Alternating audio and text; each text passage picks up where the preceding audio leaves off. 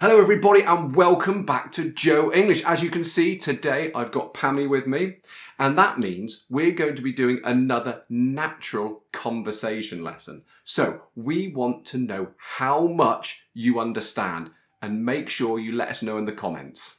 Are you ready? Let's go. Okay, so as I'm sure most of you know, at the moment we're living in the UK. For various reasons, family reasons, etc. We are here. And I was talking to Pam the other day and she had a really good idea for a topic we could talk about for this natural conversation lesson. Yeah, obviously, I mean, there are many things that are different between the UK and Italy. And so I thought we'd focus on three main things that have changed in our lifestyle. Exactly. It's not really the difference between the Italy and the UK. It's just... But in our personal family lifestyle, three major things that have we've noticed a difference. Exactly. Now, what we're also going to do to help you with comprehension, before we start each part, we're going to put up some questions for you to answer. And I'm also going to be putting up some words or some phrases as we're speaking. So you need to try and answer the questions and understand the terms that we put on the screen. And then at the end, we'll go through all the answers together. Okay. So the first thing we're going to be talking about is rugby, funnily enough. Now, I'm going to put some questions up on the screen now. So if you want, pause, have a look at them and try to answer them as we're talking about this topic.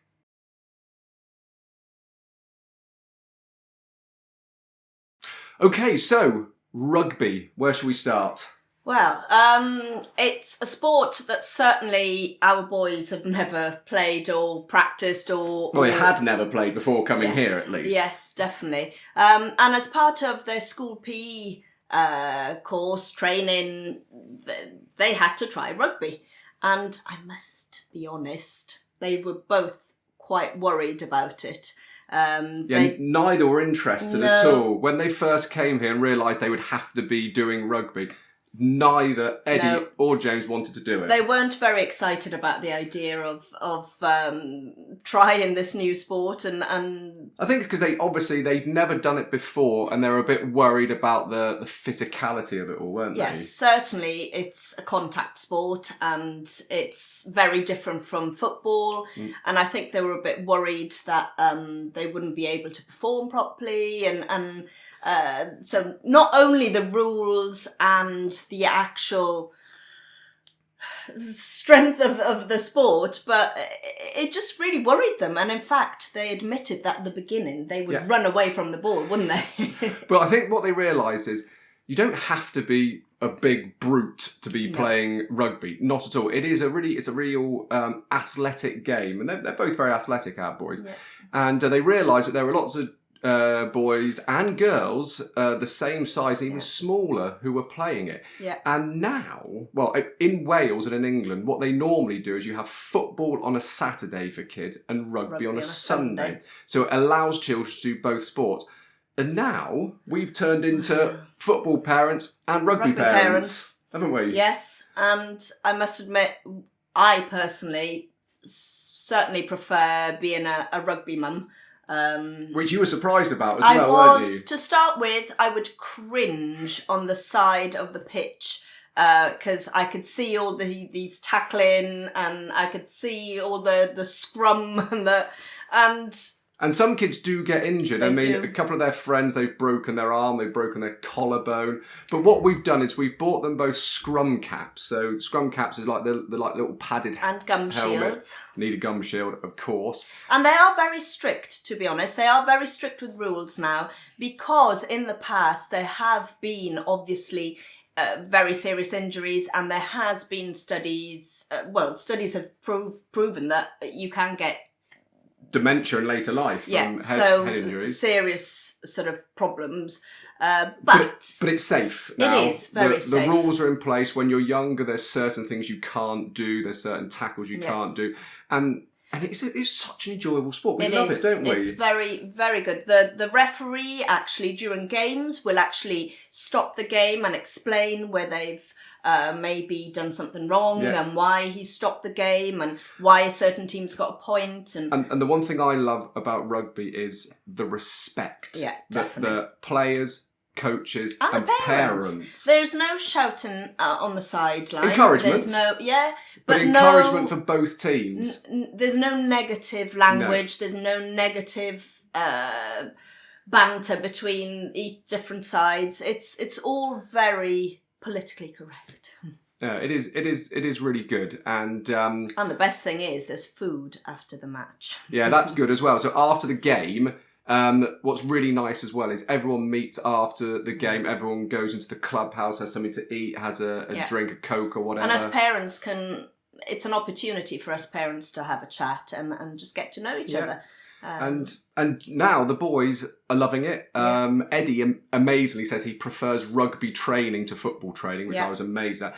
And James loves rugby now, and he's actually he's really good, isn't he? He really enjoys it, and he can't wait to go. So I think we would never have thought. No. When we moved here, we would be following the kids around, watching them play rugby. I still need to do a bit of homework on rules and things because I don't quite understand what happens all the time. But the good thing is, like you said, there's a group of mums and dads to the sideline, you explaining everything. And to be honest, the kids don't understand all the rules. It's quite complicated. So even they're learning as they go along.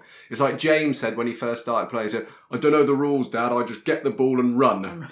Which is a good technique anyway. That's his tactic. So there we are. That's probably the first big change we've noticed in our lifestyles. Yeah. Running around after the boys, but this time watching them play rugby. Okay, so the second thing we're going to be talking about, well, this is Pammy's idea, and dog walking. Yes, dog walking. We're going to be talking about dog walking. As you know, we've got a dog, Paddington, or Paddy, as we call him often. Anyway, there's a big difference between how we go for a dog walk at the moment. So I'm going to put some questions up on the screen now, again, so read them carefully and try to answer them as we're speaking.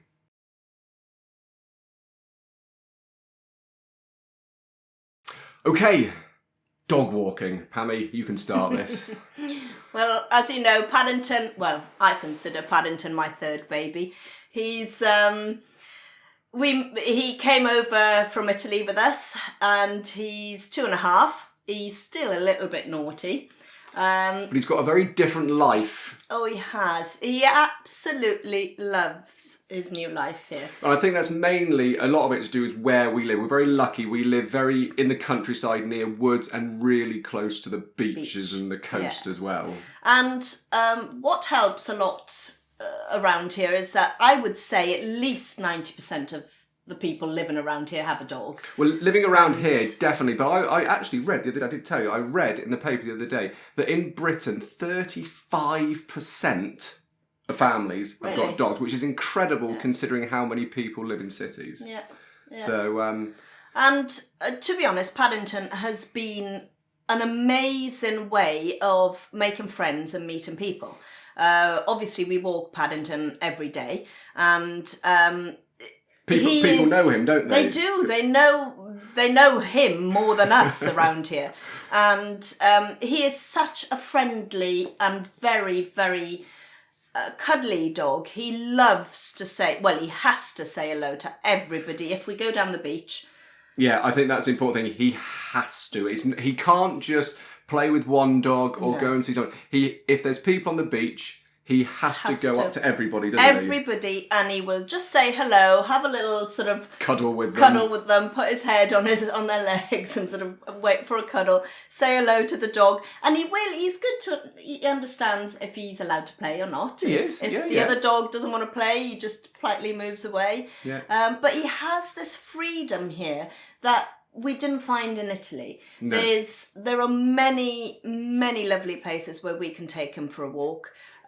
Where he can be off the lead, and where he can interact with other dogs off the lead. That might have been, again, just where we lived in Puglia, because there weren't big, although we were in, a lovely area of the Valle d'Italia, there weren't lots of wide open fields and spaces where we could let him off. And we were always really worried about cars and losing him, because he was still a puppy when we were worried about him jumping up on people, weren't we? Yeah. Whereas we don't really worry about that now because so many people love dogs. When he goes up to people, they really want to see him, don't they? So we're not worried about him annoying other people anymore, are we? He does believe, although he weighs 35 kilos, he still believes he's a puppy. And he doesn't realise how big he is, does he? So that is our main worry. But as you said, because so many people, or we're surrounded by so many other people with dogs, they don't seem to mind. They don't seem to mind him jumping on them. And also, often in Britain, if you go for a drink in the pub at lunchtime, for example, you can take your dogs in with you. Now, Paddy is training him, aren't we? To be a pub dog. That's the ultimate level we're going to reach. Exactly. When he's a full-on pub dog, then we'll be happy. Yeah. But he's doing well, isn't he? He is. He's doing really well. The problem is, as soon as he sees someone new, he has to say hello to them, but then he calms down straight away, doesn't he? But I think it really has changed the way we take Paddy for a walk. Here, because I don't know about you, but I'm a lot more relaxed about taking him out because I don't care if he runs up to people because people don't mind. And like on the beach is where we are. I don't know if you've seen when I put some things on Facebook or YouTube, the beaches here are huge, and we're talking over kilometres. Yeah, the one where and it depends on the tide as well. Yeah. If the tide is out, that can be half a kilometre. It can. It's incredible. So the space, even if there are lots of people on the beach, it doesn't seem like it because they're so big, aren't they? Yeah. No. And we take him to the woods as well, don't we? Yeah. Although we don't do that as much because the problem is he's a bit of a hunting dog. So sometimes if he gets the scent of a squirrel or a badger or a fox, we're stuck in the woods for about an hour waiting for him to come back. And we can be calling Paddy and he just ignores us. So we've decided, at least if we go to the beach, we can see him, can't we? Definitely. So there we are. That was us talking about dog walking. Right. Should we move on? Yeah. Perfect. Okay, so the third thing we're going to be talking about, this idea came when we went to Eddie's parents' evening at school the other day. And we're not going to talk about the whole British school system, but we're going to talk about one particular part of it, which we think is a big change, both for Eddie and James, but also for us as parents to get used to. Definitely. So as always, now I'm going to put some questions up on the board, read them up on the board. It's like I'm in school, isn't it? I'm going to put some questions up on the screen, read them carefully and try to answer them as we're speaking.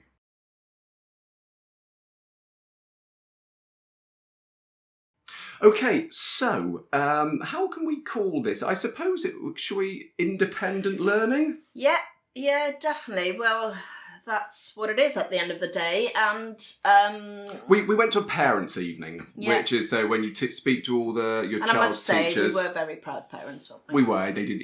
Eddie did extremely well. He was very good, especially considering English. Although he's bilingual. He is bilingual. His written English isn't quite as good as his written Italian for obvious reasons.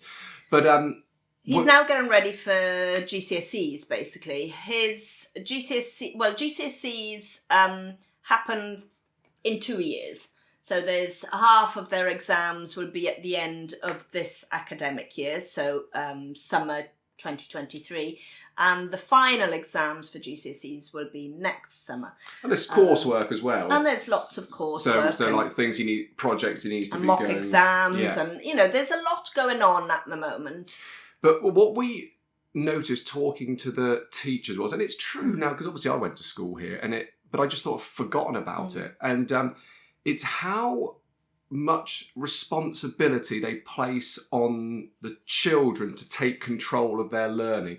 Nothing is what we call spoon-fed. Nothing is given to them on a plate. Now, even homework, which I couldn't believe. Some of the homework, the teacher said, it's optional. Yeah, and she said, we can only advise them to do it. We can't force them. We can't tell them to do it. We can't give them like a specific sort of, this is your homework for next Tuesday. They say, I'm putting it up. Yeah, they, exactly. That's absolutely right. They can tell them to do it, but they choose not to. Yes, that's the main thing, isn't it? Because they want the kids to feel, well, hang on, if I don't do it, it's only worse for me, isn't it? It's towards this sort of developing their own internal sense of pride, sense of responsibility. Now, in Italy, because Eddie finished Terza Media, And he, obviously there's lots of homework and it's very prescriptive. You do this, you do that. And, there's a lot of work. And you're tested quite regularly on Yeah. the homework and what they're told to do. Whereas when you come here, there's hardly any homework. No. Hardly any homework at all. They do work hard in school. Yeah. They do a lot of project work in school, but there's no homework. And Eddie's now getting to that balance of, well, no one's telling me to do things like in Italy, so this is perfect, this is great, I don't have to do anything. But then he's now got to the stage where, hang on, I need to do it for me, don't I? So we've seen a switch in how Eddie is learning. And also for us as parents, in Italy, we'd be like, Eddie, have you done your homework? Do your homework, study. And you're constantly policing their afternoons. You're constantly making sure they are doing what they're told to be done and sort of... Whereas here now, as parents, we're having to take a step back and trust Eddie's doing what he's meant to be doing. Him to feel excited about his own learning and feel curious about what he needs to do and not... I don't even know how I feel about it at the moment either, because, like I said, we're not comparing the Italian system to the British system, because sometimes I think, I wish the teachers were like in Italy and they would just tell them what to do. Yeah. I wish you would have some more homework, like the Italian system. And then I think, well, no, maybe this is better. Well, in a way, it's easier. In Italy, you know where you stand, and unless you do this, you're not going to get that. Exactly. You're not going to get to the end. Here, it's a lot more psychological in a way of sort of... making the children understand what they need to do, the value of their own learning, and become independent in understanding what their future is and could be. Absolutely. Because you can choose not to do anything if you want, but then there are consequences. And absolutely. It's So like I said, I'm not saying this is the best way, the worst way anyway. It's just a big change. It is a very big for change. The kids and for us, isn't it? And for us, yes. It certainly is. I suppose the only thing that hasn't changed with them going to school here and them going to school in Italy is when we have to pick them up from sports or something, it's like we don't exist. Oh, yeah. They are so... If we dare, especially Eddie, talk to Eddie in front of his friends, oh my God... He gets so angry with us. I think we're the embarrassing parents at this age, aren't we? We almost need to go covered with, don't look, don't speak, don't say anything. So no one can see us because otherwise we're just so embarrassing. Yeah.